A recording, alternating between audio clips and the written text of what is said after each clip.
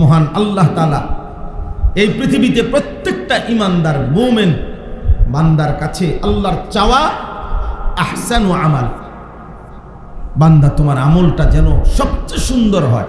আমি সুন্দর নামাজ দেখতে চাই, সুন্দর জিকির দেখতে চাই, সুন্দর তেলাওয়াত দেখতে চাই, আমি সুন্দর রুকু দেখতে চাই, সুন্দর সেজদা দেখতে চাই, সুন্দর আচরণ দেখতে চাই, সুন্দর লেনদেন দেখতে চাই, স্বামী স্ত্রীর সুন্দর সংসার দেখতে চাই, মা সন্তানের সুন্দর আচরণ দেখতে চাই, বাবা সন্তানের সুন্দর আচরণ দেখতে চাই, বিক্রেতা কাস্টমার সুন্দর আচরণ দেখতে চাই, নেতা কর্মী সুন্দর আচরণ দেখতে চাই, হ্যাঁ, অভিভাবক অধীনস্থ সুন্দর জীবন দেখতে চাই।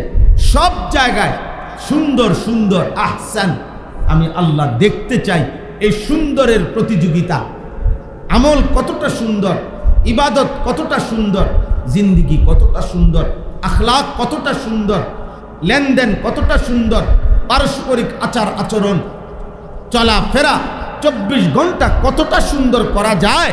আল্লাহ তাআলা বলেন এই হায়াত, এই জীবন, এই যৌবন, এই রোদ, এই বৃষ্টি, এই আসমান, এই জমিন, এই চাঁদ, সূর্য, আলো, অন্ধকার সব আমি দিছি বান্দা। আমি দেখতে চাচ্ছি, পরীক্ষা করছি তোমার আমল, তোমার জীবন, তোমার কর্ম, তোমার মেহনত কতটা সুন্দর হয়। সুন্দর লিয়াবলুয়াকুম আইয়ুকুম আহসানু আমালা, উল্লাসের জন্য প্রয়োজনীয় দুনিয়া আমি এমনিতেই দেব, চিল্লাইতে হবে না, হারাম খাইতে হবে না, দুর্নীতি করতে হবে না বান্দা। যার যেটুকু দুনিয়াবি প্রয়োজন, দুনিয়ার যেখান থেকেই যা অর্জন করো সেটা তো আমার, গোটা পৃথিবী আমার। সূর্যের আলো পৃথিবীর যেই প্রান্তেই তুমি নাও না কেন সে তো আমার। খাবার তুমি পৃথিবীর যেখান থেকেই গ্রহণ করো না কেন সে তো আমার। সম্পদ তুমি যেখান থেকেই উপার্জন করো না কেন সে তো আমার। দেশে কিংবা বিদেশে, বাজারে কিংবা চাকরিতে, কৃষিতে কিংবা খেতে, সবই তো আমার।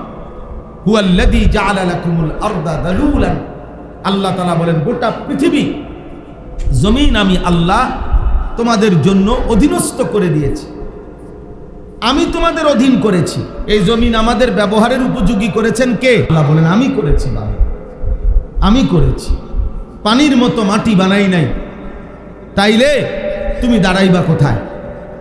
আবার এতটা নরম মাটি বানাই নাই, তাইলে তুমি স্থির হইবা কেমনে? আবার এতটা শক্ত পাথর বানাই নাই, তাইলে তোমার ঘর বাড়ির খুঁটি, তোমার ফসল, তোমার ফুল ফল উৎপন্ন হবে কিভাবে? আল্লাহ তাআলা বললেন যেভাবে মাটি হলে তুমি দাঁড়াইতে পারো, যেভাবে মাটি হইলে তোমার বসত হইতে পারে, যেভাবে মাটি হইলে তোমার সমস্ত খাদ্যের প্রয়োজনীয় রিজিক মাটির থেকে উৎপন্ন হইতে পারে, ওই রকম উপযোগী করেই আমি আল্লাহ জমিন বানাইছি, আমি বানাইছি। ফামশু ফি মানাকিবিহা, আমার জমিনের যেখানে মন চায় সেখানেই তুমি বিচরণ করো। অকুলু মির রিজকিহি, আমি আল্লাহর দেওয়া রিজিক তুমি ভক্ষণ করো। যাও যেখানে যাও, গিয়া জিগাইলে শুনবা সেটা আমারই। সেটা কার? আমেরিকা পুরাটা কার? ইটালি পুরাটা কার? সৌদি আরব পুরোটা কার? গোটা জমিন আমার, আমার জমিন।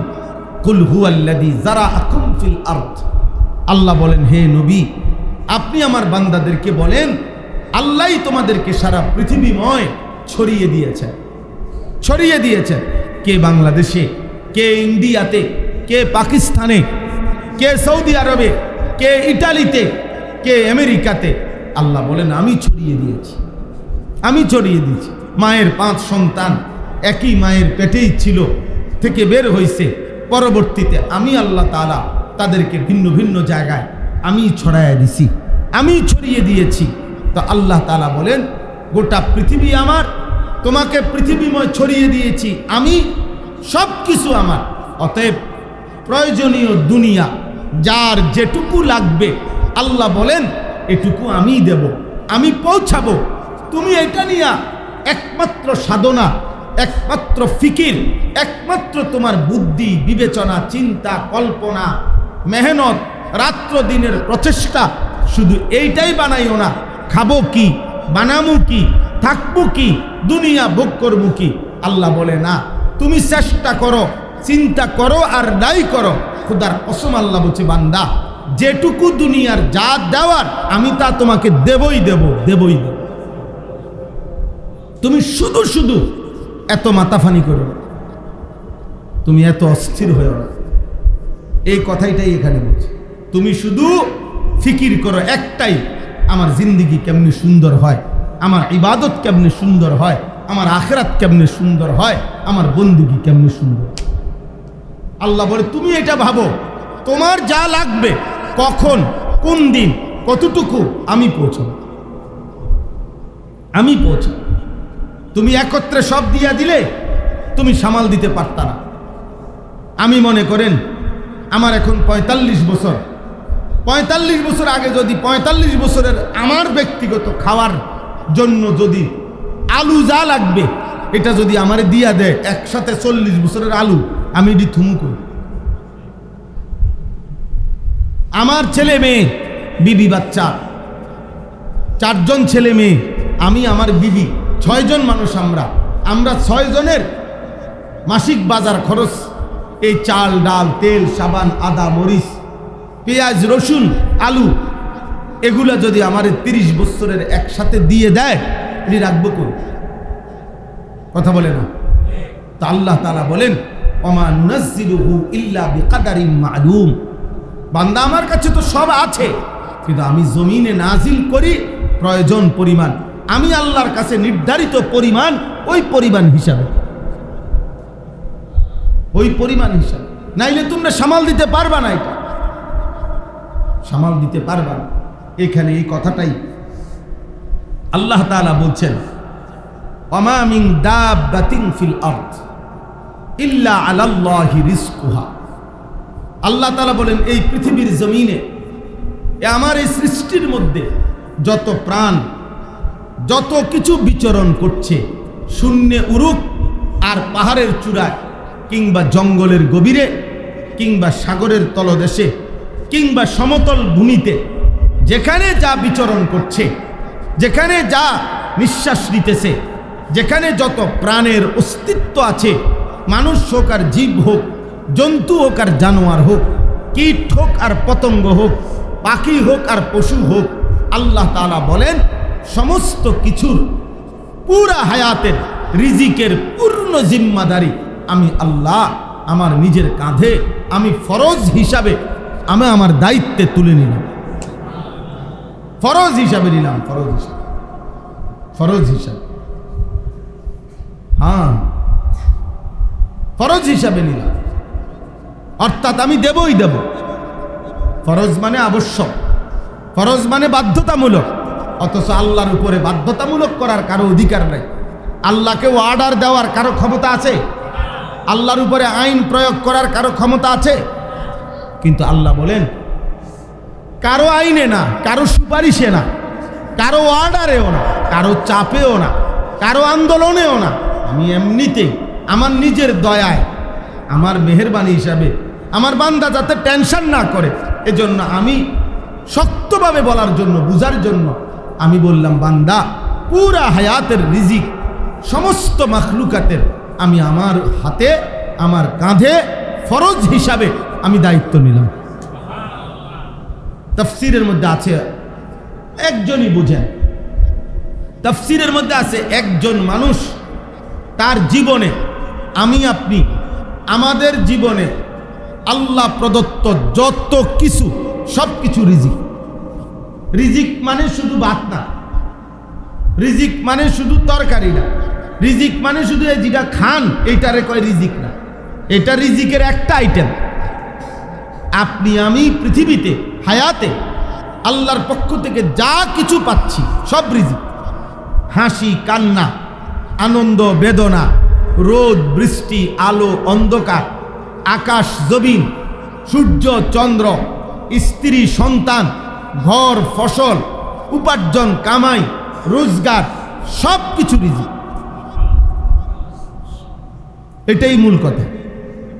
তাহলে রিজিক শুধু কি ভাত? না। রিজিক মানে আমার জিন্দিগি, এই যে আমার গায়ে গরম লাগে, আমার গায়ে ঠান্ডা লাগে, আমার জীবনে সমস্ত কিছু, আমার এই পোশাক, আল্লাহ বলেন কাদ আনজালনা আলাইকুম লিবাসান, বান্দা তোমার যে পোশাক আমি নাজিল করছি, কোরআনের আয়াত। আল্লাহ বলছে ওই যে লোহা, লোহা আল্লাহ বলেন আমি নাজিল করছি, ওয়া আনজালনাল হাদিদ, লোহা আমি নাজিল করছি জমিনে, আমি নাজিল করছি। এই কায়নাতের সব আমি দিছি। বাবা একটা সুতা, এইটা মনে করেন এইটা যেটার থেকেই তৈরি হোক, যেমনেই তৈরি হোক, যেই প্রসেসিংয়ে, তো যেই মূল উপাদান সেটা কে দিছে? তো এইটা মনে করেন যেভাবেই তৈরি হোক, কাগজ দিয়া হোক আর মাটি দিয়া হোক, যেটা দিয়ে বানানো হোক, এটার মূল উপাদান, প্রথম উপাদান কার দেওয়া? আল্লাহ তাআলা বলেন এই কায়নাতের এমন একটা জিনিস নাই যেটা আমার না, এমন হইতে পারে না। আর সবটাই রিজিক, তো সব আমি প্রতিদিন সূর্য দিচ্ছি, চাঁদ দিতেছি, রোদ দিতেছি, বৃষ্টি দিতেছি, আলো দিচ্ছি, অন্ধকার দিতেছি, সকাল দেই, দুপুর বানাই, বিকাল বানাই। আমি আল্লাহ তাআলা তোমারে হাসাই, তোমারে কাঁদাই। এত কোটি কোটি প্রাণী, এত কোটি কোটি পশু, এত কোটি কোটি জীব, তোমাদের প্রয়োজনে সব আমি প্রস্তুত রাখতে পারছি, সব দিলাম নিয়ম মাফিক।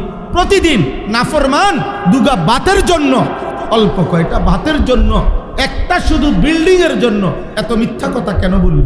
আমি আল্লাহ এত কিছু দিতে পারলে বুঝি এই বিল্ডিং এর, এই দুগা ভাতের হালাল ব্যবস্থা আমি করতে পারতাম না?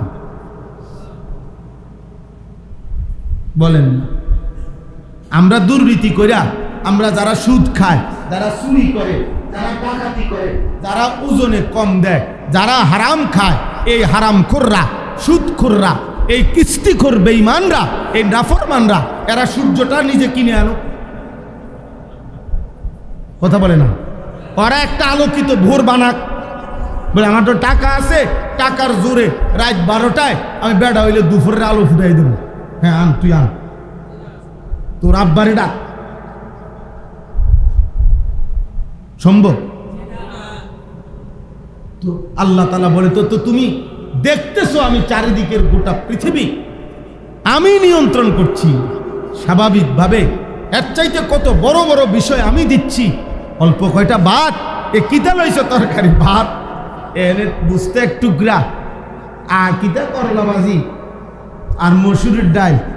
হ্যাঁ, এই ডাল কদ্দুর লইছে, কদ্দুর করলা ভাজি লইছে, এক টুকরা গোস্ত আর দুগা ভাত খাইছে। হায় হায় রে নাফরমান, এ করলা ভাজি কদ্দুরে লেগে বুঝি এত মিশা কথা কম লাগে? ব্যাক কল না কি পড়ি, এক একজনের বিশ্বাস করে, অবাক লাগে মাঝে মাঝে। আমি তাকাইয়া দেখি, আরে কি করতেছে টাকার লাইগা, কি করতেছে দুনিয়ার জন্য। মানে আক করিলেই হাক, মুখ খুললে মিশা কথা, মুখ খুললে মিথ্যা কথা। এত মিথ্যা, এত দুর্নীতি, এত চুরি সামারি, এত এত রাহাজানি, কি দরকার? কি দরকার? কয়টুকু দুনিয়ার জন্য? কয়দিন থাকবা বেটা? কয়দিন থাকবা? কয়দিন থাকবে? আর থাকবেন যে কয়দিন? সুস্থ থাকবেন কয়দিন? সুস্থ থাকবেন যে কয়দিন? মন ভালো থাকবো কয়দিন? বউর লোকে ঝামেলা, ফুতের লোকে ঝামেলা, সংসারটা, পরিবারটা বিশ্বাস করেন না। সারা রাতও যদি বলি, আমরা তো হুজুর, আমরা কাছে সারাদিন দোয়া চায়, এতের এইডা, হেতের এইডা, ওইতের এইডা। কত মানুষ, কত মহিলা আইসা বাসায় আমার বিবির কাছে কত কিছু বলে যায়। কেউ পুরুষ আইসা বলে যায়, এ মা মাদ্রাসায়, এ আমার কাছে, এতের কাছে, খাদেমের কাছে, ড্রাইভারের কাছে। আল্লাহ যদি আজকেও আমি ঘুমের থেকে ওইটা আমার বিবিরে বলতেছি যে বিশ্বাস করো, আল্লাহর কাছে দোয়া করো নিজের জন্য, ছেলে মেয়ের জন্য, আগামীর ভবিষ্যতের জন্য। মানুষের পারিবারিক বিশৃঙ্খলা বিশ্বাস করেন না, অশান্তি, কোন কুল কিনারা। স্বামী স্ত্রীকে বিশ্বাস করে না, স্ত্রী স্বামীকে বিশ্বাস করে না। এ কালকে রাত্র একজনে বলছে, মানে বউয়ে স্বামীরে, বউয়ে বেড়ায় বলতেছে, বউয়ে স্বামীরে গুসায় মারে, সোজা কথা। বেচারা আমি কিছুই করতে পারতেছি না হুজুর, আমি কি করবো? এমন পেশ সামাজিক এমন সমস্যা, স্ত্রী বেহায়াপনা করছে, স্বামী বেচারা অসহায়ের মতো তাকায় আছে। স্বামী জানে সে বেহায়া, পরকিয়া করে, অন্য পুরুষের সাথে আকাম করে, বেচারার হিম্মত নাই, সাহস নাই। গুনাহ গুনাহ, হারাম উপার্জন, আল্লাহর নাফরমানি, বেনামাজি জিন্দিগি। সুখ আসবে করতে, সুখের কোনো সাইডে দিয়া, এ কোনা দিয়ে তাকাইলে টেলিভিশন, এই কোনাকে তাকাইলে মোবাইল, ওই কোনার তাকাইলে বেডি বেপর্দা, হেন দিয়ে চাইলে পোলায় নামাজ পড়ে না, ওই দিক দিয়ে চাইলে মেয়ে পর্দা করে না। তো শান্তি, সুখ, আল্লাহর রহমত, বরকত কোনান দিয়ে আইতো? আরে বলেন না, কার উপরে সবার হয়ে আইতো? একজন মানুষ কোরআন পড়ে না। একটা ঘর মুসলমানের 2-4-6 বছরে বলতে পারবে না এই ঘরের মানুষের কেউ কোরআন শরীফ ঘরে বসে পড়ছে কি। আল্লাহ নবী সাল্লাল্লাহু আলাইহি সাল্লাম বলছেন, লা তাজআলু বুয়ুতাকুম মাকাবিরা, পরিষ্কার হাদিস। নবীজি বলছে, তোমরা তোমাদের ঘর কবরস্থান বানাইও না। কি বানাইও না? কবরস্থান বানাইও না, কবরস্থান বানাইও না। তা কি করতে? ফাইন্নাশ শাইতানা ইয়ানফুরু মিনাল বাইতিল্লাযী তুকরাউ ফীহি সূরাতুল বাকারা। নবীজি বলছেন, শুনো, যে ঘরে নিয়মিত সূরা বাকারা তেলাওয়াত হয়, সে ঘর থেকে শয়তান তৎক্ষণাৎ দূরে সরে পড়ে। ঘরে কোরআন পড়ো, ঘরে নফল নামাজ পড়ো, ঘরে তাহাজ্জুদ পড়ো, ঘরে আওয়াবিন ইশরাক পড়ো, ঘরে দোয়া করো, ঘরে আল্লাহর কথা বলো, কোরআনের আওয়াজ শুনো। একজন বড় বাদশাহ ছিলেন, বাদশাহ হারুনুর রশিদ, মুসলিম বাদশাহ। ওনার স্ত্রীর নাম ছিল জুবায়দা। অনেক মহিষী নারী ছিলেন তিনি, নেককার নারী ছিলেন বাদশার স্ত্রী। এই জুবায়দা, আমরা কিতাবে পড়ছি, এই মহিলা রাজপ্রাসাদে, বাদশার রাজবাড়িতে 1000 লোক মহিলা নিয়োগ দিছিলেন, যারা ওই বাড়িতে বাই সিরিয়াল পুরা রাজপ্রাসাদে 24 ঘন্টা বাই রুটিন আল্লাহর কোরআন তেলাওয়াত করত, কোরআন পড়ত। আপনারা বলেন, আপনারা এখানে যারা আছেন, আপনাদের নিজেদের ঘরের ব্যাপারে বলেন, ঘরের মানুষ যতজন, কতদিন হয় আল্লাহর কোরআন পড়ে? রহমত আসবে প্রত্যেকে। শুধু ঝামেলা, শুধু ঝগড়া, শুধু স্বামী স্ত্রীর মনোমালিন্য, বাপ পুতের কথা শুনে না, পুত বাপের কথা শুনে না, মার সাথে ছেলের কথা নাই, ছেলের সাথে মায়ের কথা নাই, ছেলের অভিযোগ তার মার বিরুদ্ধে, মার অভিযোগ ছেলের বউয়ের বিরুদ্ধে, অভিযোগ সারাদিন। এবিডির কথা হইল যত দোষ পুতের বউ, পুতের বউর কথা হইল যত দোষ এই শাশুড়ির। মানে পুতের বউর দৃষ্টিতে শাশুড়ি এবিডি কোনো মানুষে না, শাশুড়ির দৃষ্টিতে পুতের বউ এবিডি কোনো মানুষে না। दोनों गाয়ে জালেম, তো তাহলে ইনসাফ কার কর? মূল কাহিনী গুনাহ। মূল কাহিনী কি? মূল কাহিনী রহমত আসবে যেভাবে, আল্লাহর ইবাদত করলে রহমত আসে, আল্লাহর কাছে কাঁদলে রহমত আসে, তাহাজ্জুদ পড়লে রহমত আসে, চোখের পানি পড়লে রহমত আসে। কই সেটার আয়োজন কোথায়? আপনি উপার্জন করলে না আপনার ঘরে সামান আসবে, আপনি পরিশ্রম করলে না আল্লাহর দয়া হবে। তো দুনিয়াও যেরকম পরিশ্রমের মাধ্যমে আল্লাহর দয়ায় উপার্জন করতে হয়, তো সুখ, শান্তি, রহমত, মাগফিরাত, বরকত এটাও তো আল্লাহর কাছ থেকে মেহনত কইরা, ইবাদত কইরা, কাঁদাকাটি করে তো নিতে হবে না?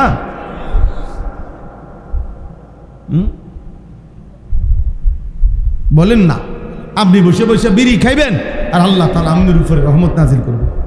আপনি বসে বসে চা দোকানে টেলিভিশনে নর্তকীর নাচ দেখবেন আর আপনার উপরে আল্লাহ রহমত নাজিল করবে। আপনার ছেলে 365 দিনে একদিনও ফজরের নামাজ পড়বে না আর আপনার ঘরেই আল্লাহ কেবল রহমত নাজিল করতো। আল্লাহর ঠেকা লাগছে। হ্যাঁ, এটা ইনসাফ? আপনি দিবেন? আপনার অফিসে নিয়োগকৃত কর্মচারী আজগা 1 বছরে আপনার অফিসে কাজে আসে না, 1 মাস ধরে, এরপরও আপনি প্রত্যেক দিন তার বাজার করে দিবেন তো? ওমা মিন দাব্বাতিন ফিল আরদ। শেষ আমার কথা। আল্লাহ তাআলা বলেন রিজিকের দায়িত্ব আমি নিলাম। ভাত, মাছ, চাল, ডাল, আলো, অন্ধকার, রোদ, বৃষ্টি, অর্থ, সম্পদ, চাকরি, ব্যবসা, বিল্ডিং, দালান, আসবাবপত্র, সব সব আল্লাহ বলছেন আমি নিলাম, তুমি আমার কাছে থাকো। যখন যা বরাদ্দ তখন তা আমি দেব। আমিও মাস্টাররে এখন বললাম, আমি সেই ইমাম যে এই মসজিদে 10 বছর জুমা পড়াইতে আসছি ফরদাবাদ। তো আসতে গিয়ে কতদিন গেছে, সিনজিত করে করে ভাঙ্গা ভাঙ্গা বিজ্জা বিজ্জা আইছি। 10 বছর আলহামদুলিল্লাহ। তো মালিক যখন যার জন্য মালিকের ইচ্ছা। আমার গাড়ির দাম এখন 50 লাখ টাকা। তাহলে আগে যিনি আমার যে অবস্থায় রাখছেন তিনিও আমার আল্লাহ, এখনো আমার যে অবস্থায় রাখছেন তিনিও আল্লাহ। আবার যদি কোনোদিন না থাকে কিছু, সেদিনও আমার আল্লাহ। হাসলেও আমার আল্লাহ, কাঁদলেও, সুখে থাকলেও আমার আল্লাহ, দুঃখে থাকলেও আমার। আমি তাকে ছাড়বো কেন? আমি তাকে ছাড়বো কেন? আমার যে আর কেউ নেই? আমাদের আর কেউ আছে? ওয়ায়ালামু মুস্তাকাররাহা ওয়া মুস্তাওদাআহা। আল্লাহ বলে বান্দা মৃত্যু পর্যন্ত হায়াত, প্রতি সেকেন্ড তুমি কোথায় কোথায় থাকবে আমি জানি। আমি জানি।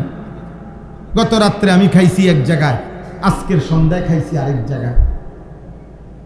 আমি কোনো বেলা ভাত খাই বাসায়, আর অধিকাংশ বেলা ভাত খাই মানুষের বাড়িতে।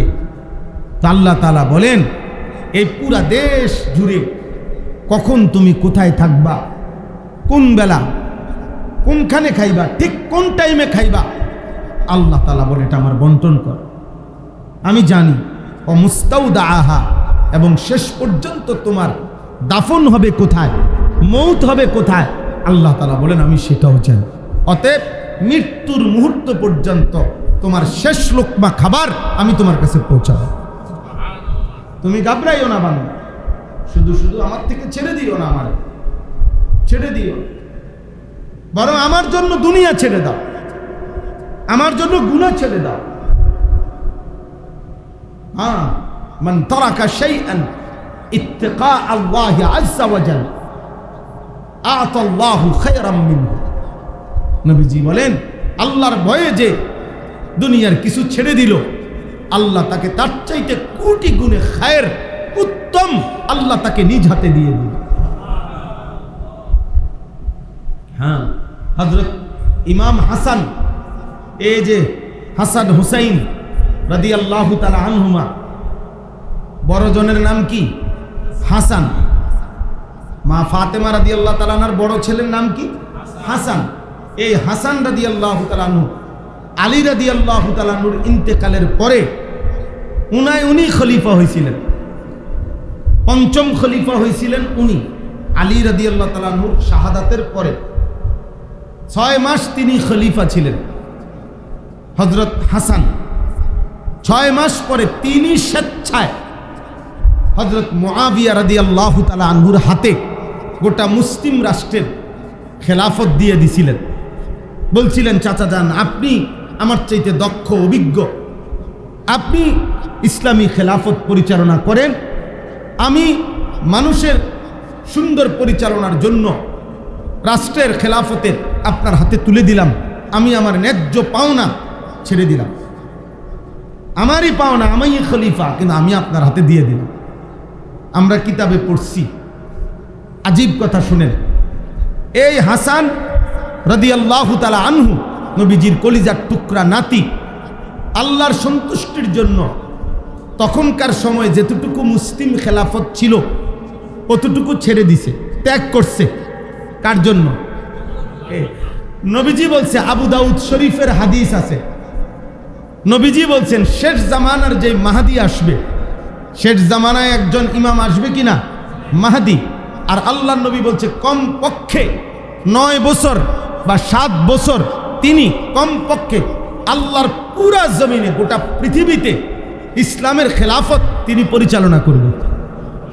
সারা পৃথিবী খলিফাতুল্লাহ আল মাহদি, আল্লাহর খলিফা তিনি, সারা পৃথিবীতে ইসলামী খেলাফত পরিচালনা করবে এই মাহদি। তাহলে মাহদি হবে সারা পৃথিবীর খলিফা। কথা বুঝছেন? তা আল্লাহ নবী স্পষ্ট বলে গেছে, হাদিসে বিশুদ্ধ হাদিস, নবীজি বলছে আমার নাতি হাসান, এই হাসানেরই বংশধর হবে শেষ জামানার মাহদি। মাহদি কোন কে? হাসানের কি বংশ। তো কিতাবে লিখছে, দেখেন ওই সেই হাসান যে একদিন ইসলামী খেলাফত ছেড়ে দিছে আল্লাহর জন্য। আল্লাহ যেন বলছে হাসান তোর বংশধরে আমি পুরা জমিনের খেলাফত তোর বংশধরের হাতে তুলে দেব। আল্লাহর জন্য ছেড়ে দাও, গুনাহ ছেড়ে দাও, হারাম ছেড়ে দাও, সুদ ছেড়ে দাও, আব্বা মিথ্যা ছেড়ে দাও, আল্লাহ তোমাকে তার চাইতে উত্তম দিবে। হারাম নারী ছেড়ে দাও, এত নারী মানুষের লাগে না, এক পুরুষ 10টা বেডি লাগে না, এক পুরুষের এত নর্তকী লাগে না। একজন হালাল পবিত্র স্ত্রী দিয়েই পুরুষের যৌবনের চাহিদা পূরণ হয়ে যায়, আর ইবাদত হয়, সওয়াবও হয়, নেককার সন্তানও হয়, আগামী বংশধারাও চালু হয়, হাজারো নেক কাজের সুবিধাও হয়। পবিত্র স্ত্রীর তো চাহিদাও পূরণ হয় ইবাদতে। আমার বিবি, আমার 4টা সন্তান, আমার ধরে নেন, তাহলে আমার বিবি সে আমার বিবাহিতা স্ত্রী, তাহলে আমারই 4টা সন্তান জন্মের পর থেকে এই পর্যন্ত এই বাচ্চাদের প্রাথমিক কালিমা, নামাজ, কোরআন শরীফের সবক, সূরা, কেরাত, দোয়া, কালাম সব কিছু আমার বিবি দায়িত্ব, সেই এগুলো শিখায় তাদেরকে। তাইলে আজ 22 বছর আমার ওয়াজের জীবন, আর বিবাহিত জীবন 18 বছর। 2008 সালে আমি বিয়ে করছি, তো আজ 18 বছরের বিবাহিত জীবনে স্ত্রী যদি আমাকে সহযোগিতা না করত, তাহলে আমি এই বাইরে বাইরে ঘুরা ওয়াজ করতে পারতাম? বলে তাইলে একজন পবিত্র স্ত্রী হালাল চাহিদাও পূরণ হইল, দুনিয়ার প্রয়োজনও পূরণ হইল, আখিরাতের জন্য সহযোগী হইল, সন্তানদের তত্ত্বাবধানের জন্য সহযোগী হইল।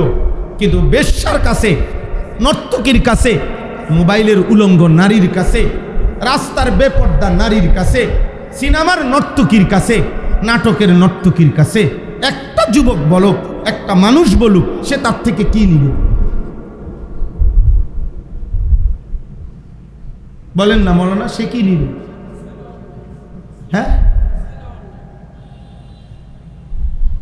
কিছুই তো না, ওর থেকে পাবেটা কি? নিজের জীবন শেষ, যৌবন শেষ, যৌবনের ক্ষমতা শেষ, টাকা শেষ, সম্পদ শেষ, ধরা খেলে ইজ্জত শেষ। ধরা না খাইলেও ইজ্জত নাই। মানুষ যদি একের ধরাও না খায়, এরপরও মনে করেন মানুষ চিনতে ভুল করে না। আরবি ভাষায় বলে অফিকা উয়ুবুন ওয়ালিন্নাসি আয়ুনুন, তোমারও দোষ আছে, মানুষেরও চোখ আছে, মানুষ চিনতে ভুল করে না। আমনে যেমন ভাত খান, মানুষ এমন ভাত খায়। এই জন্য মানুষ সুরেরে সুরে মনে করে, আব্দুল কাদের জিলানিরে আব্দুল কাদের জিলানি মনে করে, নামাজিকে মানুষে সুর মনে করে না, সুরেরে মানুষে জুনায়েদ বাগদাদি মনে করে না। মা কথা কয় না? আমনি করেন। একজন লোক সুদখোর, মানুষে জানে না উনি বাইজিদ বুস্তানি স্বাস্থ্য, মানুষে ব্যাক কর, মানুষে ভাত খায় না।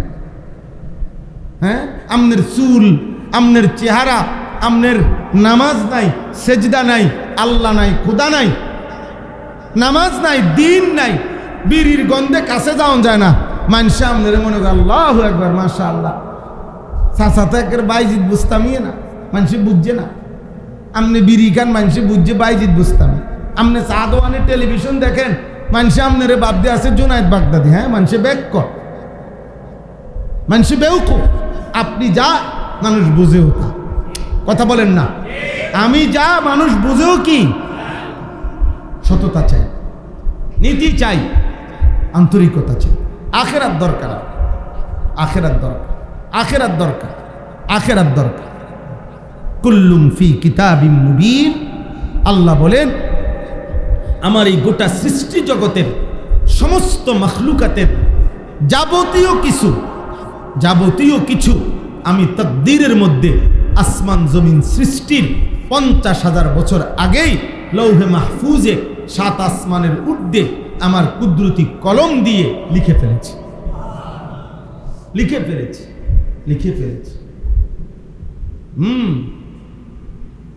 এটাই ফায়সালা, এটাই কার কখন রিজিক, কার কখন কোন প্রয়োজন পূরণ হবে, সব কার কাছে লেখা আছে? তাকদীরে লেখা আছে, তাকদীরে লেখা আছে। এই জন্য আসলে ছাদের উপরে পানির টাঙ্কি, ওইখানে যদি টাঙ্কির মধ্যে পানি 500 লিটারের টাঙ্কি, নিচে যদি আপনি অজুর জন্য ট্যাপ 5টা লাগান তাইলেও 500 লিটার পানি শেষ হবে। 10টা লাগান তাইলেও 500 লিটার পানি শেষ হবে। যদি 20টা ট্যাপও লাগান তাহলে পানি শেষ হবে কদ্দুর? 500 লিটার। কারণ পানি উপরে টাঙ্কিত কত? 500 লিটার। তো যদি বদলাইতে হয়, কথা কয় না, ট্যাপ বাড়াইলে পানি বাড়বে, কি বদলাইতে হবে? ঠিক আপনার যদি রিজিক বাড়াইতে হয় তো আসমানওয়ালা যার কাছে রিজিক উনার লগে কথা কইতে হবে। আপনি এনে দান্দাবাজি করলে হইতো না। আপনি মাটির মধ্যে জমিনে আরো দান্দা বাড়াইবেন, যত দান্দা যোগফল সমান, বুঝছেন?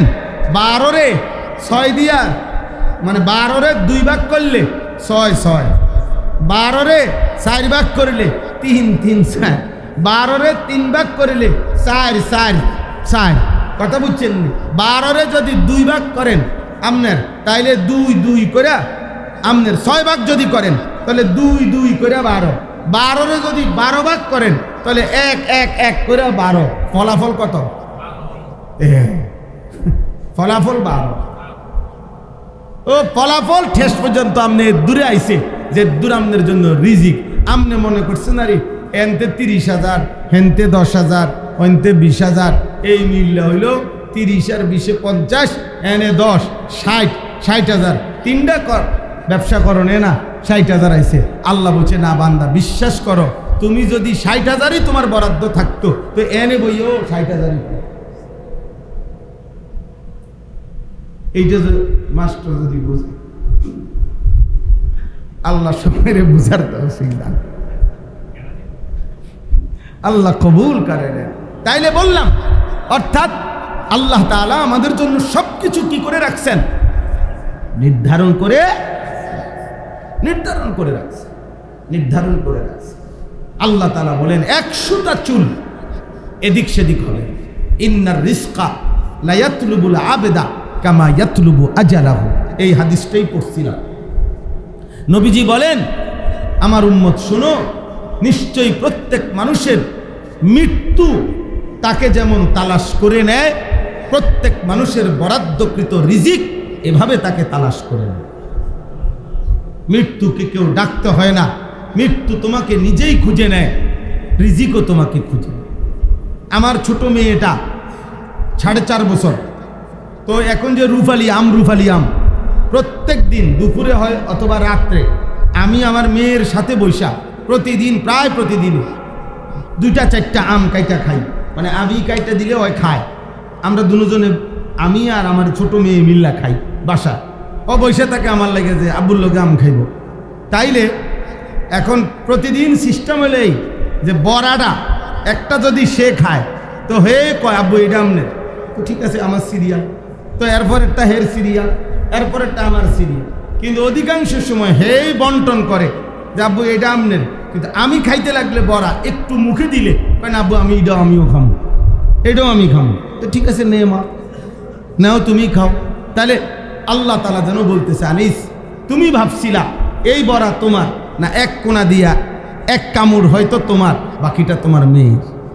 আমি তারটা তাকে দিছি, তোমারটা তোমাকে দিছি। রিজিক নির্ধারিত।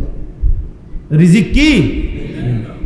রিজিক বাফের খাবারের প্লেটের মাঝখানে এক লোকমা থাকে হয়তো সন্তানের রিজিক, ওই কোনান থেকে দৌড় দিয়ে আইছিল, বাপে এক লোকমা মুখে দিয়ে দিছে, বাচ্চা আবার দৌড় দিয়ে গেছে, আর আসছে না, বাকি ভাত বাবা নিজে খাইছে।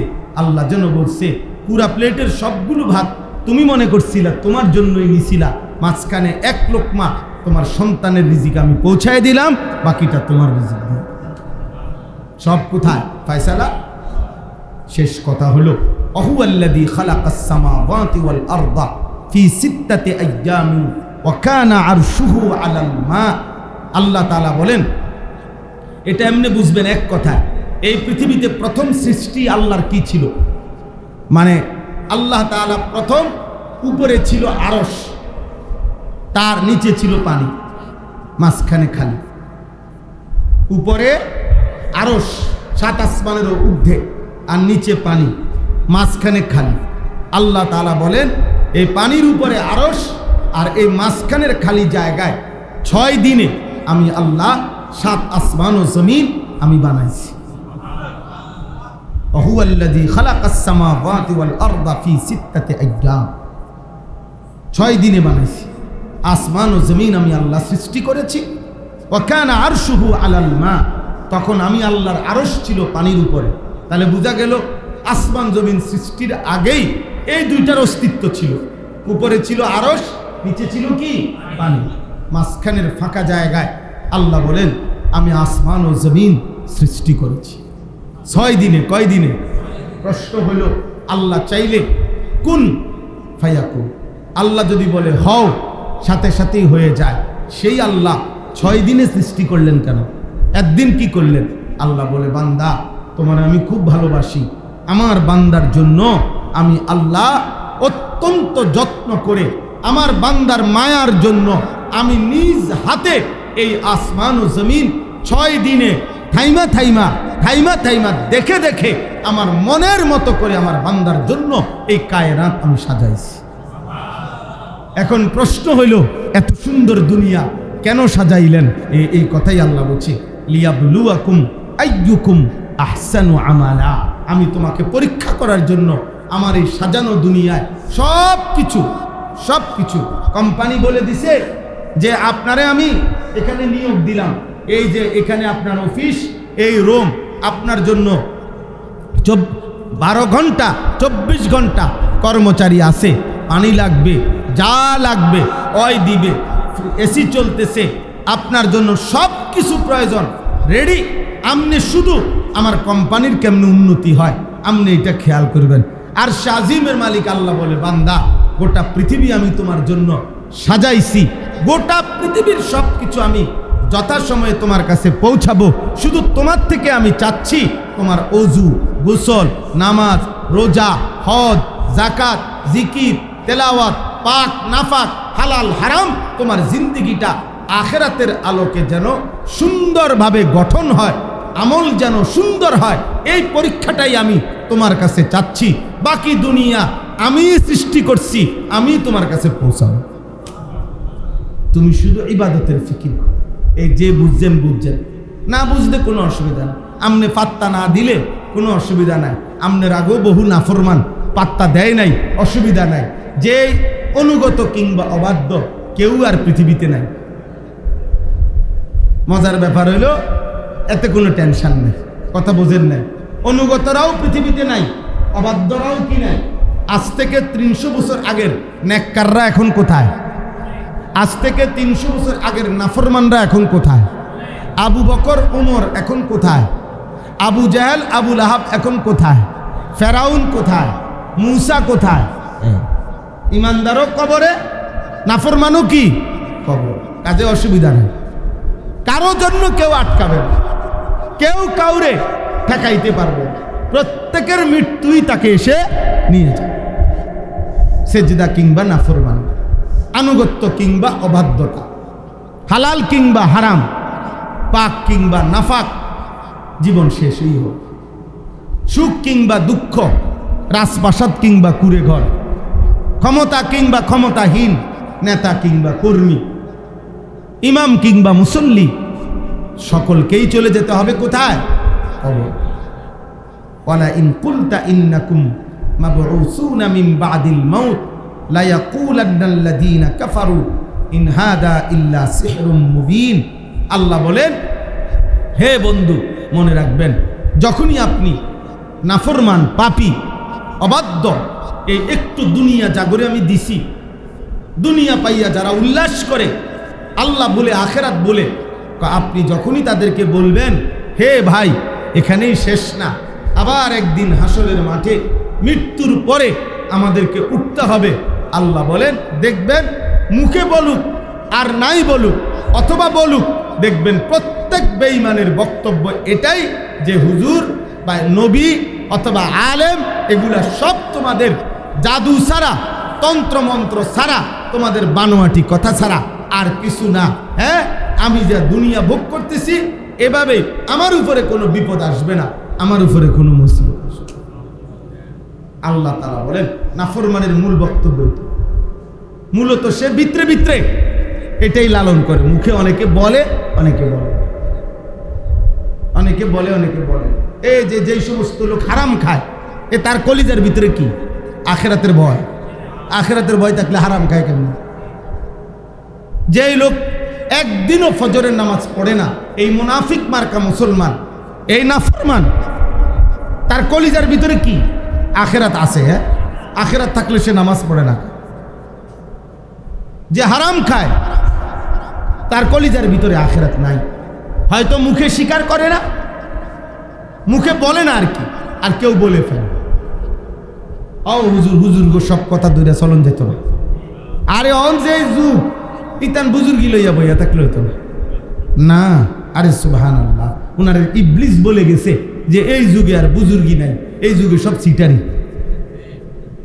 তারে শয়তানে বলছে, শয়তান, শয়তান ইবলিসে বলে দিছে ওনারে, ওনার এই যুগ নাই। কোন যুগ নাই? পৃথিবীতে কোনো এমন যুগ ছিল না, পৃথিবীতে এমন যুগ কখনোই ছিল না। মনে রাখবেন, যেই যুগের যতজন মানুষ ততজনই নেককার, এমন যুগ পৃথিবীতে ছিল না। কথা কয় না। নবী সাল্লাল্লাহু আলাইহি সাল্লামের জামানায় 100 ভাগ মানুষ সারা পৃথিবীতে, নবীজির 63 বছরের জীবনে পৃথিবীতে যত মানুষ ছিল সবাই নেককার ছিল। কথা বলেন, আপনারা বলেন তো। তাইলে আপনি যে কইলেন ওনার এই যুগ নাই, কি বুঝাইতে চাইছেন? সেই যুগ কোন যুগ? যেই যুগে সবাই জুনায়েদ বাগদাদি ছিল, ছিল এমন নাই। তাহলে পৃথিবীতে ভালো মন্দ, আলো অন্ধকার, সুখ দুঃখ, হালাল হারাম, পাক নাফাক, এটা চলমান। এর মাঝখান দিয়েই আমাকে বাঁচতে হবে, আমার আখেরাত আমি রেডি করতে হবে। এই যুগ নাই, এই যুগ আছে, এই যুগ নাই, এই যুগ আছে, এসব সম্ভব কথার কোনো অর্থ নেই। আপনি বলেন, পৃথিবীতে চুরি ছিল না কোন যুগে? পৃথিবীতে ডাকাতি ছিল না কোন যুগে? তো তাইলে পৃথিবীতে দুর্নীতি ছিল না কোন যুগে? আবার পৃথিবীতে নেককার ছিল না কোন যুগে? সমান তালে, সমান তাল।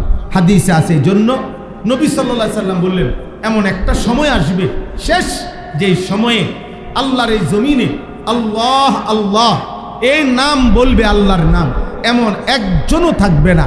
আর এইটা যখন সম্পূর্ণ নাফরমান 100 যখন পূর্ণ হবে, আল্লাহ তখনই ইসরাফিলকে বলবে ফু দিতে, আর তখনই পৃথিবী শেষ হবে। লা তাকুমুস সাআ হাত্তা ইউকালা ফিল আরদি আল্লাহ আল্লাহ। অতএব চলেন ভাই, যে কয়জন বাবা ভাই গরমের মধ্যে নবী সাল্লাল্লাহু আলাইহি সাল্লাম যখন ব্যাপকভাবে, কঠোরভাবে সাহাবায়ে কেরামকে ইহুদি, খ্রিস্টান, মুশরিক, বেঈমানদের সাদৃশ্য অবলম্বন করতে নিষেধ করছে, খালিফুল ইয়াহুদ ওয়ান নাসারা। আল্লাহ নবী সাল্লাল্লাহু আলাইহি সাল্লাম বলছে, তোমরা ইহুদি এবং খ্রিস্টানদের সব কিছুর থেকে বিরুদ্ধাচরণ করো, তাদের কোনো কিছুর অনুসরণ করো না। কোথাও বলছেন খালিফুল মুশরিকিন। ভাইয়া, মোবাইলে ছবি তুলে কি হবে? এই ভাই, এই বেটা, মাতবর বেটা,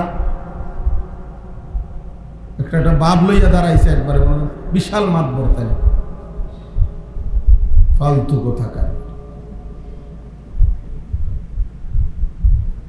সব জায়গায় মাতবরি করতে আইসো না বেটা, আখলাক তো চেনা উচিত বেটা। এটা মসজিদ বেটা, এটা ফাইজলামির জায়গা না।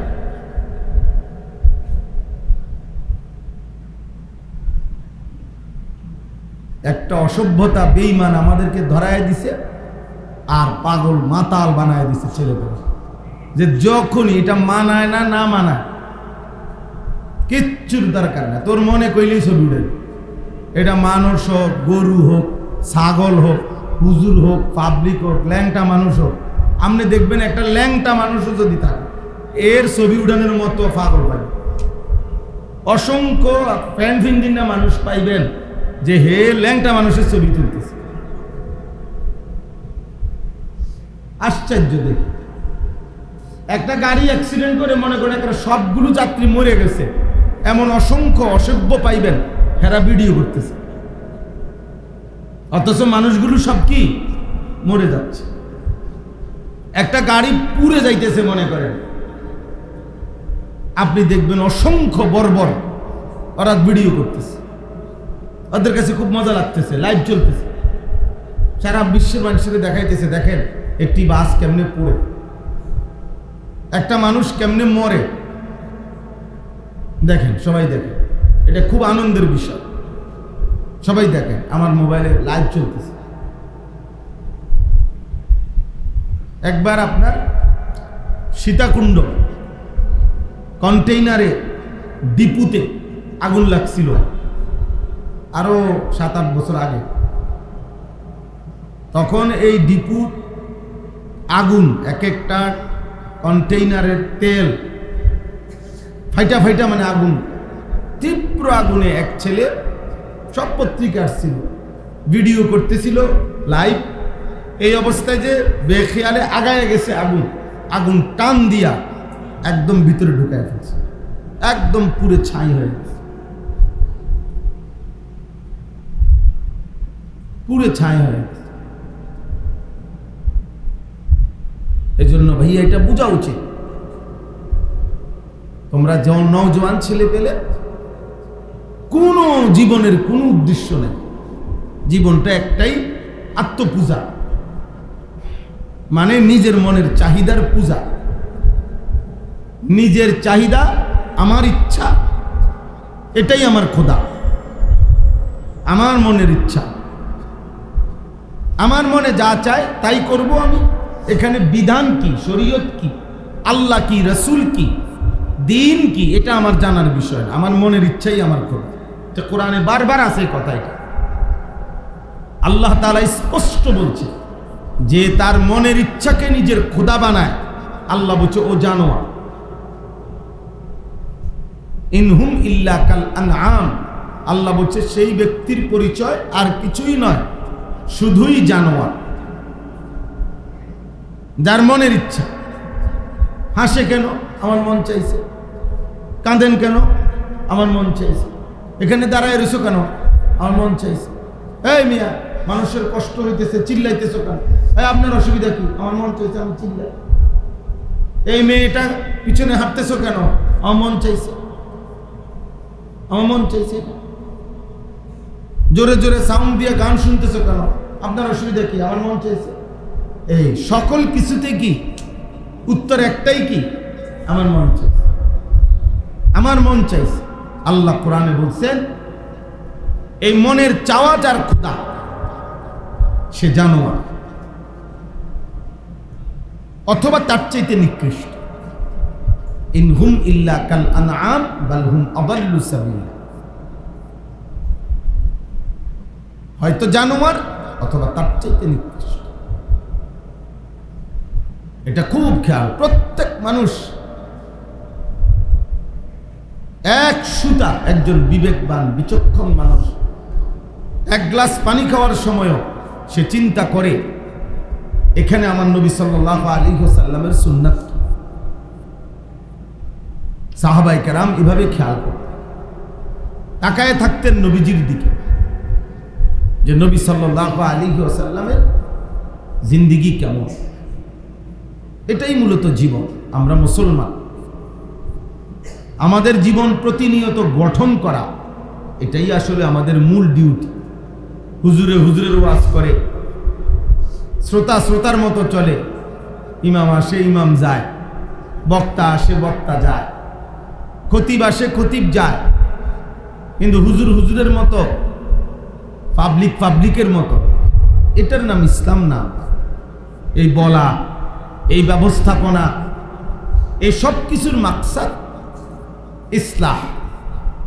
ইন উরিদু ইল্লাল ইসলাহ। কোরআনে আছে প্রত্যেক নবী মানুষদেরকে বলতেন, হে আমার জাতি, তোমাদেরকে দিবানিশি আল্লাহর দিকে ডাকতেছি, আর কোনো উদ্দেশ্য নাই, উদ্দেশ্য একটাই, আমি তোমাদের ইসলাহ, সংশোধন চাই, আমি তোমাদের জীবনের সংশোধন চাই। এখানে আছে এই সূরা হুদের মধ্যে প্রত্যেক নবী নিজ নিজ কওমকে লক্ষ কোটি বার, হাজার হাজার বার আল্লাহর দিকে ফেরাইতে চাইছে, প্রতিবারই প্রত্যাখ্যান করছে জাতি, আর আল্লাহর আযাব আসছে শেষ পর্যন্ত। তখন নবীগণ আযাবের মুহূর্তে আযাবের দিকে তাকিয়ে চোখের পানি ফেলে ফেলে নবীগণ বলতেন, আবলাগতুকুম রিসালাতা রাব্বি, হায় আমার জাতি, আমি তো আমার আল্লাহর পক্ষ থেকে আল্লাহর বাণীগুলো তোমাদের কাছে পৌঁছাইছিলাম। ওয়া নাসাহতু লাকুম, আমি তো তোমাদেরকে কত নসিহত করেছি। ওয়ালাকিন লা তুহিব্বুনান নাসিহিন, কিন্তু তোমরা তো কোনো উপদেশই পছন্দ করলা না, কোনো উপদেশই তো পছন্দ করলা না। আজ তোমাদের এই করুণ পরিণতি, করুণ পরিণতি।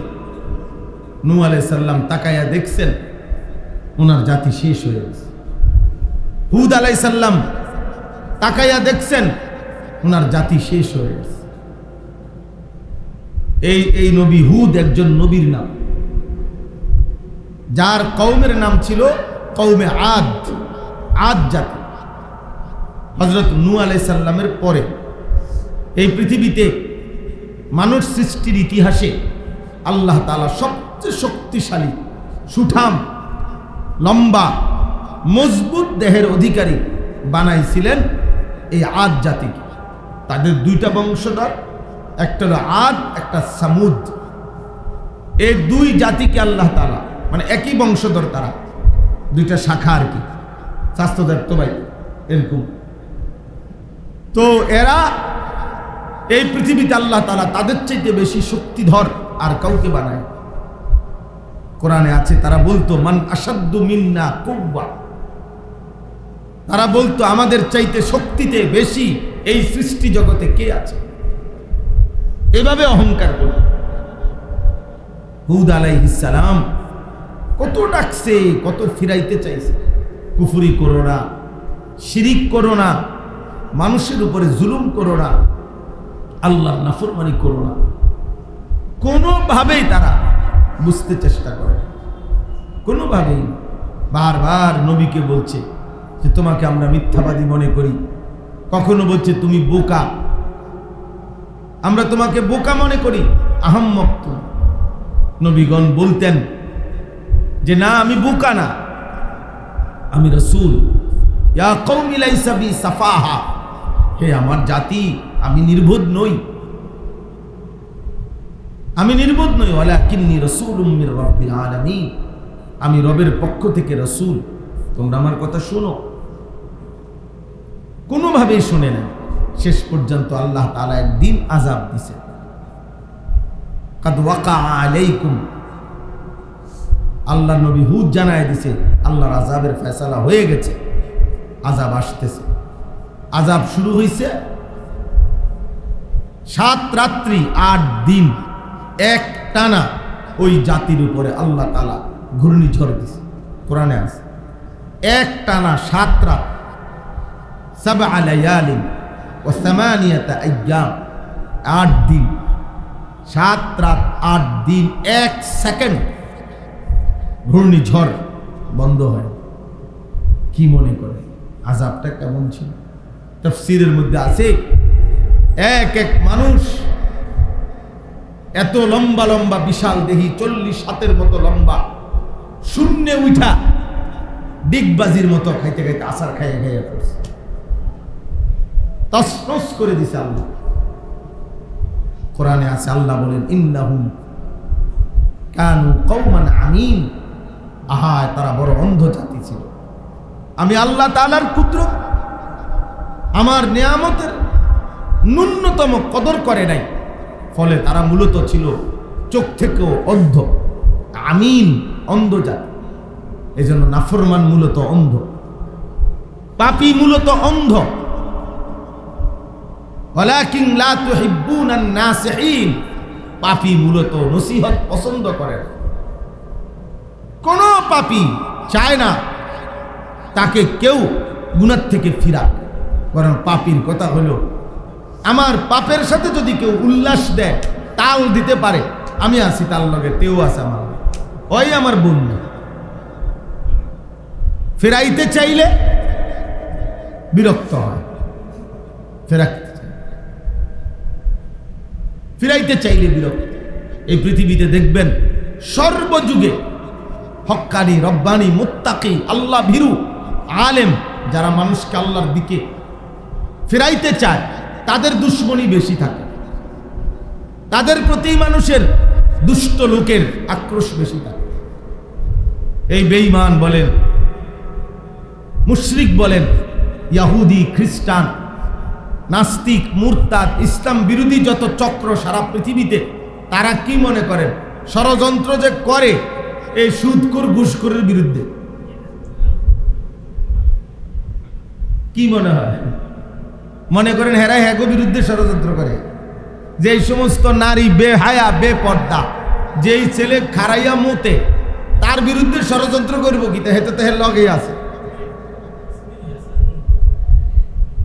বেহায়া তো সাথেই আছে তাদের, তার বিরুদ্ধে আর ষড়যন্ত্র করবে কি? এই জন্য সর্বসময় সমস্ত ষড়যন্ত্রের কেন্দ্রবিন্দু হইলাম আমরা হুজুররা, আমরা মোল্লারা। আমাদের বিরুদ্ধেই সমস্ত ষড়যন্ত্র, আমাদের বিরুদ্ধেই যাবতীয় চক্রান্ত। কোন আলেমে দ্বীন একটা কথা বললে আপনার সেখানে আপত্তি দেখবেন। এই অসংখ্য নেতা রাজনৈতিক আছে, দেখবেন চা দোকানের রিক্সার ড্রাইভার, অটো ড্রাইভারে কথা বললে এটা মানতে পারে, কিন্তু শুধু চেষ্টা করে হুজুররা যাতে করতে না, হুজুরদেরকে বলে দিবে রাজনীতির কথা বলবেন না, ইমাম সাহেবরে বলে দিবে কররা ভাবে, খতিব সাহেবরে বলে দিবে, কারণ হুজুর আমনে কইলে ঝামেলা, ওই বাকিরা সবাই বলুন। বাকি যে কেউ বলতে পারবে, শুধু হুজুর বলতে পারবে না। হুজুর বলতে গেলেই পেশ করে যাবে। উনি তো কোরআন সুন্নাহর আলোকে বলবে, হালাল হারাম বিশ্লেষণ করে বলবে, দুনিয়া আখিরাতের আলোকে বলবে, তখন তো নিজের স্বার্থের ক্ষতি হবে। আল্লাহ আমাদেরকে মাফ করে দেন। প্রিয় ভাই, প্রিয় বাবা, মুসলমানের সন্তান ভাইসা গেলে তো ভাইসাই গেলা, জোয়ারে যে ভেসে যায় সে তো খুব কঠিন না। জোয়ারের মধ্যে, জোয়ারের মুখে লোহা ভাষায় দিলেও ভাইসা যাবে, কিন্তু জোয়ারের বিপরীতে, স্রোতের বিপরীতে দাঁড়িয়ে থাকা এটা একটু কঠিন, কিন্তু পৃথিবীতে মানুষ তাদেরকেই সফল বলে। যে সে এ সমাজে যখন তার সমবয়সীরা অন্যায়, অশ্লীলতা, বেহায়াপনা, চুরি, চামারি, জিনা, ব্যভিচার, হারাম সুদ, হারাম উপার্জন, ধোঁকাবাজি, প্রতারণী, ছিনতাই, অবৈধ উপার্জন হারাম করত, ওই যুবক এই সমাজে দাঁড়িয়ে, এই মানুষটা, ওই মুসলমান, এই লোকটা ওই সমাজে দাঁড়িয়ে আল্লাহকে ডাকছে, হারামের দিকে যায় নাই, আল্লাহর ইবাদতে লেগে থাকছে। পৃথিবী হাজার বছর পরেও এমন মানুষকেই স্মরণ করে। পৃথিবীতে তারা অমর হয়, পৃথিবীতে তারা অক্ষয় হয়, পৃথিবীতে তারা শ্রদ্ধেয় হয়, পৃথিবীতে তাদের খ্যাতিই থাকে। আর এই নাফরমান অল্প কয়দিনের নগদ দুনিয়া, এ যতক্ষণ খাইছে ততক্ষণই, যতক্ষণ পেশাব করছে ততক্ষণই, যতক্ষণ নারী দেখছে ততক্ষণই, যতক্ষণ বেবিচার করছে ততক্ষণই, যতক্ষণ নাচ গান করছে ততক্ষণই, এরপরে আর কিছু না, আর কিছু না। বলে আজকে আমি তো প্রতিদিন বলি, আজকে তো যেই সমস্ত ছেলে পেলে এই খেলা নিয়ে এই পাগলামি, এই খেলা তো কয়েকদিনের মধ্যে শেষ হয়ে যাবে, শেষ হয়ে যাবে। খেলার একটা শেষ আছে না? কিন্তু বাম কাঁধে যেই গুনাহগুলো ফেরেশতা লিখলো, এগুলো মুছবে কেমন? ব্রাজিলও ঘরে ফিরে যাবে, আর্জেন্টিনাও ঘরে ফিরে যাবে, সবাই সবার জায়গা মতো চলে যাবে। কিন্তু নাফরমান মুসলমান এই উল্লাস, এই নারী, এই নাচ গান, এই বেপরদিগি বেহায়াপনা, এর কারণে যে গুনাহ আমল নামার মধ্যে লেখা হলো বাম কাঁধে, সেগুলো মুছবে কিভাবে বলে? সেগুলো মুছবে কিভাবে? হ্যাঁ, এই জন্য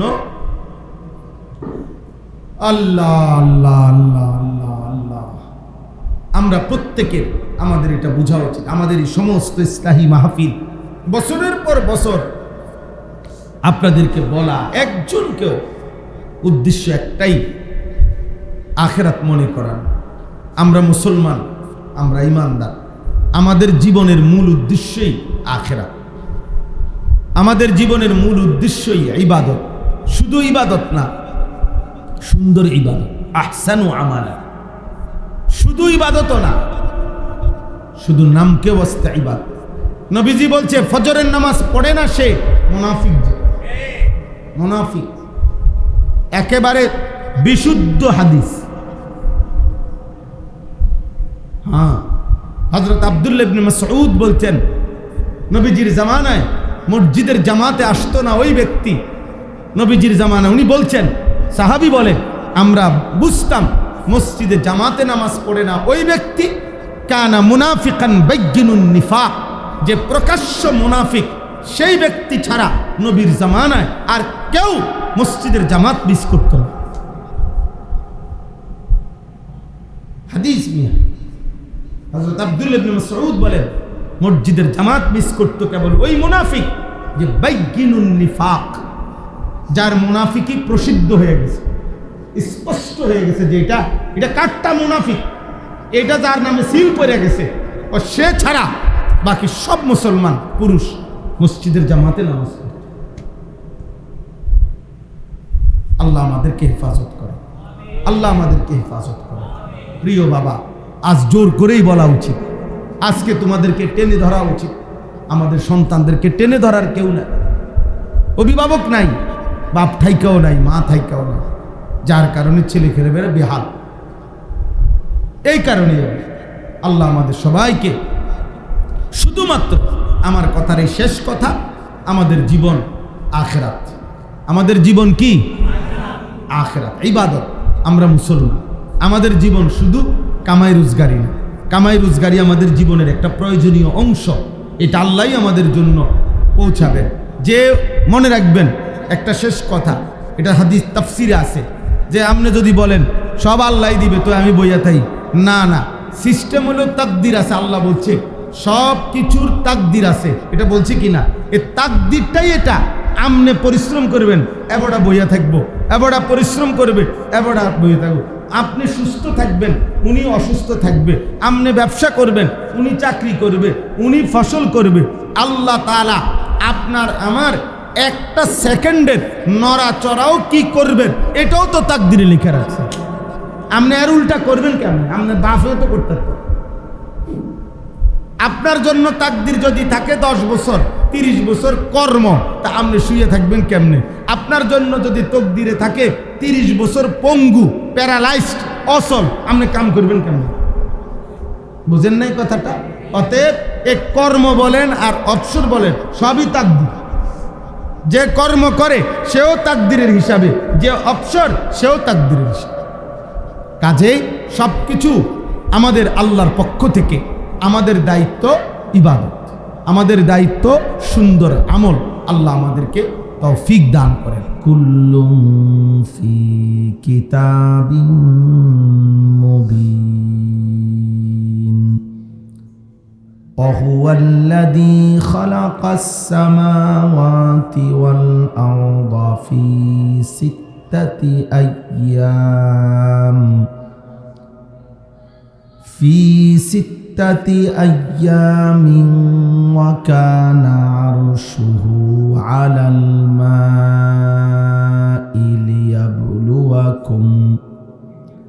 ليبلوكم أيكم أحسن عملا ولئن قلت إنكم مبعوثون من بعد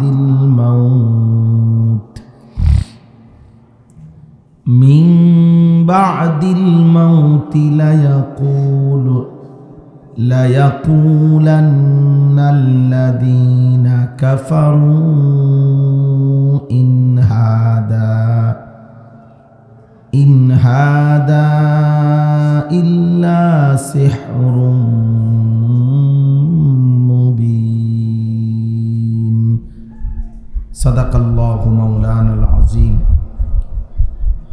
وقال نبينا صلى الله عليه وسلم إن الرزق لا يطلب العبد كما يطلب أجله اللهم صل على محمد وعلى آل محمد كما صليت على إبراهيم وعلى آل إبراهيم إنك حميد مجيد اللهم بارك على محمد وعلى آل محمد كما باركت على إبراهيم وعلى آل إبراهيم إنك حميد مجيد سبحانك لا علم لنا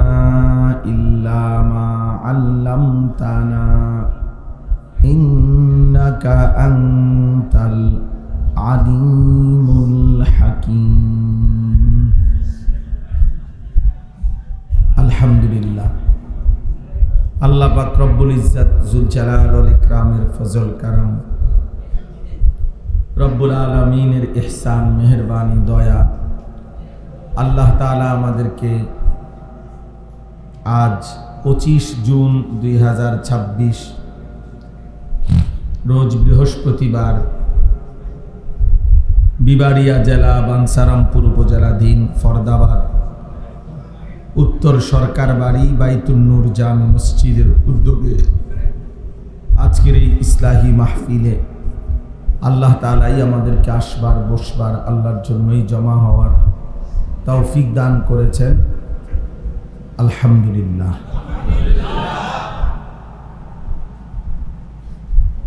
পবিত্র কোরআনুল কারীমের 12 নম্বর পারা 11 নম্বর সূরা,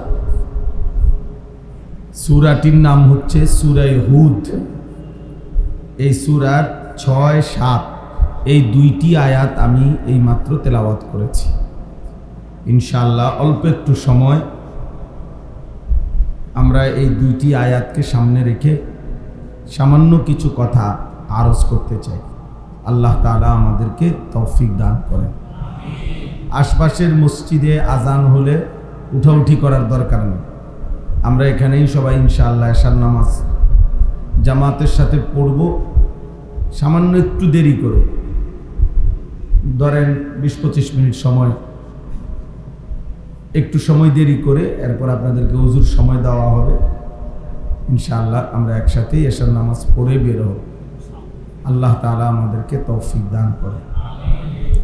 মূলত আমি মাগরিবের সময়ই আসছি ফরদাবাদ, কিন্তু যেহেতু আমি রোজা রাখছিলাম, আশুরার রোজা, মুহররম মাসের নফল রোজা, যার কারণে ইফতার করছি আমাদের কাজল মাস্টার সাহেবের বাসায়, এই কারণে একটু আসতে দেরি হয়েছে। এই মুহূর্তে মূলত 9ই মুহররম এবং 10ই মুহররম এই 2 দিনের রোজা অত্যন্ত ফজিলতপূর্ণ রোজা। রাসূলুল্লাহ সাল্লাল্লাহু আলাইহি ওয়াসাল্লাম রমজানের রোজা ফরজ হওয়ার পূর্বে এই আশুরার রোজা নবীজি এবং সাহাবায়ে কেরাম বাধ্যতামূলক রাখতেন সকলেই। বাধ্যতামূলক রাত। এবং নবী সাল্লাল্লাহু আলাইহি ওয়াসাল্লাম মদিনায় আসার পরে মদিনার ইহুদিরা এসে দেখছেন যে এই 10ই মুহররম তারা রোজা রাখে। নবী সাল্লাল্লাহু আলাইহি ওয়াসাল্লাম জিজ্ঞেস করছেন, তোমরা এই দিনে রোজা রাখো কেন? তো তারা বলল, আমাদের নবী মুসা আলাইহিস সালাম এই দিনেই আল্লাহ তাআলার দয়ায় ফেরাউনের বাহিনীর থেকে মুক্তি পেয়েছে এবং ফেরাউন তার দলবল সহ পানিতে ডুবছে। এই যে ঘটনাটা, নদী পার হইছে মুসা আলাইহিস সালাম এবং ওনার দলবল, আর ফেরাউন তার বাহিনী নিয়ে ডুবে মরছে, এটা 10ই মুহররম। তো এই আল্লাহ তাআলার এই দয়া কৃতজ্ঞতা স্বরূপ মুসা আলাইহিস সালাম পরবর্তীতে প্রত্যেক বছর 10ই মুহররম রোজা রাখতেন। তো ইহুদিরাও সেই ধারাবাহিকতায় রোজা রাখত। তো নবী সাল্লাল্লাহু আলাইহি ওয়াসাল্লাম এটা শুনে বললেন, নাহনু আহাক্কু ওয়া আউলা বিমূসা মিনকুম, তোমাদের চাইতে মূসার অনুসরণ, যেহেতু মূসা আল্লাহর নবী, আর আল্লাহর নবী ওয়াহী ছাড়া নিজের থেকে কিছু করেন, অতএব নিশ্চয়ই এটা আমার আল্লাহরই ইচ্ছে, হুকুম। এজন্যই মূসা নবী এই রোজা আদায় করতেন। তাহলে আমরাও আল্লাহর হুকুম পালনের ক্ষেত্রে আমরাও সবচেয়ে বেশি হকদার, কাজে আমরাও আল্লাহর এই বিধান আমরাও পালন করি। তো পরবর্তীতে নবী সাল্লাল্লাহু আলাইহি ওয়াসাল্লাম সাহাবায়ে কেরামকে নিয়ে প্রতি বছর এই মুহররমের 10 তারিখ রোজা রাখতেন। পরবর্তীতে ইন্তেকালের পূর্বের বছর আল্লাহ আমাদেরকে কবুল করেন, আজকের এই মজলিস আল্লাহ তাআলা বরকত দান করেন। আলহামদুলিল্লাহ রাব্বিল আলামিন। মওলাই করিম আপনি মাফ করে দেন, আই করিম আপনি মাফ করে দেন, আই করিম আপনি মাফ করে দেন, আপনি মাফ করে দেন।